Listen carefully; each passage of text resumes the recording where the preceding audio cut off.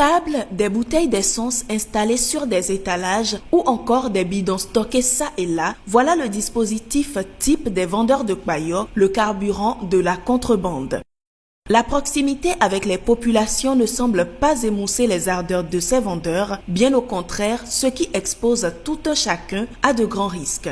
Mu par un désir de préservation du bien-être et de la sécurité des populations, sans pour autant altérer les sources de revenus de ces revendeurs, le gouvernement a opté pour une solution palliative, une première depuis plusieurs décennies de lutte infructueuse contre la commercialisation du Kpayor. L'idée, c'est déjà l'encouragement à l'investissement sur la création et la construction des stations formelles, ce qui a été observé sur ces 10 dernières années. Donc on est passé de moins de 250 à plus de 450 stations.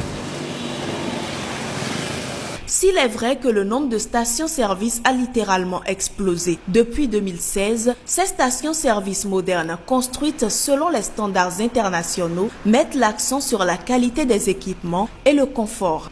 Ainsi, leur nombre décuplé permettra à davantage de personnes de s'approvisionner en essence de meilleure qualité, conformément à l'objectif du gouvernement. Le mécanisme a donc permis de mettre fin aux périodes de longue pénurie et de longues files d'attente devant les stations-service. Aussi, pour une réorganisation du secteur, des mini-stations sont installées, l'objectif étant de formaliser l'activité avant tout, mais également de préserver à la fois la santé publique et l'environnement. Nous avons recensé 54 000 acteurs dans cette activité. Il faut voir derrière tout ce que ça implique dans la population active du Bénin.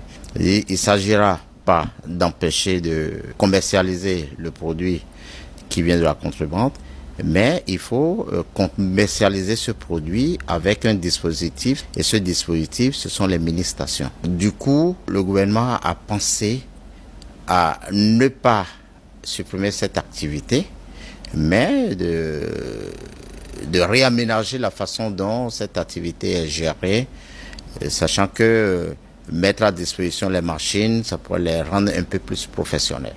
Le gouvernement s'inscrit donc dans une logique de protection et d'accompagnement et n'ambitionne en aucun cas de combattre ces commerçants. Ainsi, en plus d'être approvisionnés par les importateurs officiels d'hydrocarbures, ils bénéficieront également d'un accompagnement